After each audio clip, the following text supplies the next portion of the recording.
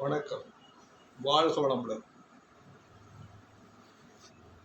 நவக்கோள்களுடைய சுவையை பற்றி நாம் இங்கே விளக்க இருக்கின்றோம். நவக்கோள்களுடைய சுவை சூரிய பகவானுக்கு காரமாக இருப்பதுதான் அவருக்கு பிடித்தமான சுவை. சந்திர பகவானுக்கு இனிப்பு சுவை.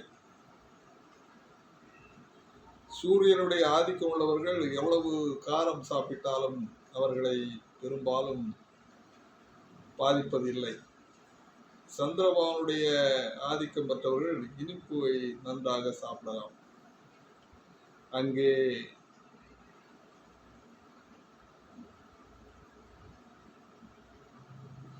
இனிப்பு சாப்பிடுவதனால் எந்த பாதிப்பும் வரப்போவதில்லை என்பதைத்தான் இங்கு கூறப்பட்டிருக்கின்றது.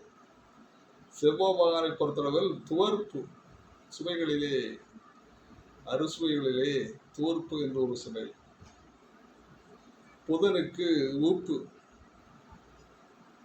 புத பகவானுக்கு உப்பு. உப்பு பிடித்தமானது. மகாலட்சுமி தான் உப்பு என்று சொல்வார்கள்.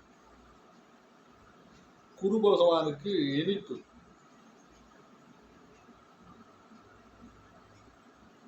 குரு பகவானுடைய பிடித்தமான ஒரு சுவை இனிப்பு சுவை. குருதிசை நடப்பவர்கள் இனிப்பை நன்றாக பயன்படுத்தலாம். சுக்கிர பகவானுக்கும் இனிப்பு தான், இனிப்பு சுவை நன்றாக பிடிக்கும். நாம் வழிபாடு செய்கின்ற பொழுது அவர்களுக்கு இனிப்பை வைத்து நாம் வழிபாடு செய்ய வேண்டும். சனி பகவானுக்கு கசப்பு. அவர் கசப்பு சுவை உடையவர். கசப்பு சுவைதான் அவருக்கு நன்றாக பிடிக்கும். ராகு பகவான் புளிப்பு சுவை உடையவராக விரும்புவராக இருப்பார். கேது பகவானுக்கும் புளிப்பு சுவைதான். காரம், இனிப்பு, துவர்ப்பு, உப்பு, கசப்பு, புளிப்பு என்ற அறுசுவைகளை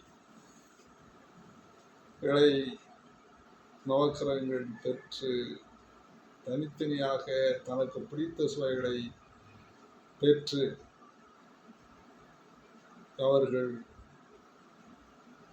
அவர்களுக்கு நாம் படைத்தோம் என்றால் அவர்கள் நல்ல பலன்களை